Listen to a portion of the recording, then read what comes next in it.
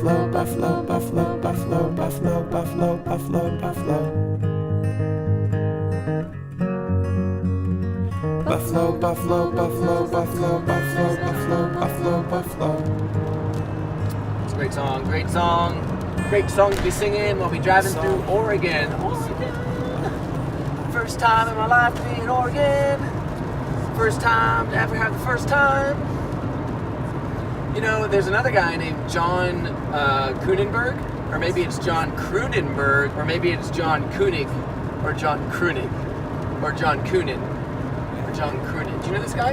Okay, so check this out. The Dictionary of Obscure Sorrows. If you're a poet, you might like it. If you're some guy, you might like it. If you're some lady, you might like it. Check it out.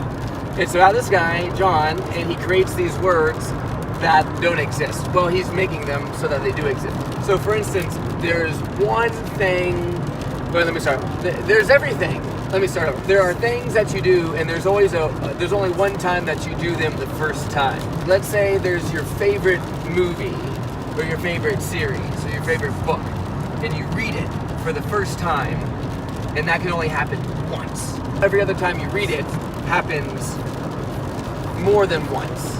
The second, third, fourth, fifth, until infinity time. First time you go to a city, or the first time you see the sunrise, you can only have that once, and the older you get, the lesser and lesser chance there is to have those first time things happen, because you've already done them all. Everything's already been done. There's an emotion, the desire to get back to this place of ignorance where you haven't had this feeling yet, and then you have it for the first time, and then boom, everything changes.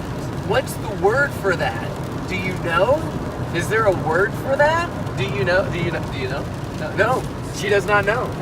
I don't know. Actually, I don't know if he's made a word for that. But like that's the example that I'm giving you. Like, is there a word for that? There might be, and if there is, it's because he made it. Sonder is, I think, one of the most popular ones. It's a noun. It's the realization that your life is a story and you're the protagonist. Every life is its own story, and every person is the protagonist in their story, and every life has a cast of characters, protagonists and sidekicks and the heroes. And then outside of that, there's another ring of people that aren't necessarily protagonists or antagonists, but they're there. They move the story along. Maybe their names in the story. And then there's another ring and more rings until you get to the outer ring of just people that are part of your story that you have no clue what their story is. Like, for instance, this truck that's coming at us, there's a truck driver in there. That truck driver is the protagonist of his own story, and he has a wife and kids, maybe, or who knows. He's doing his thing, and he has friends and pushers and pullers.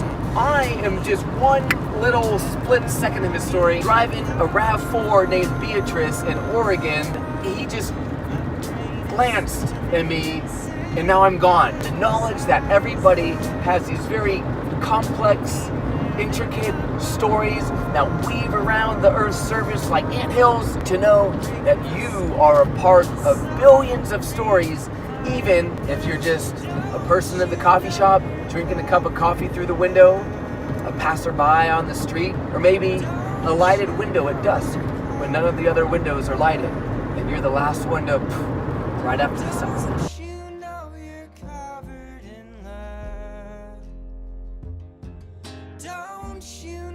That's Sonder. That's life.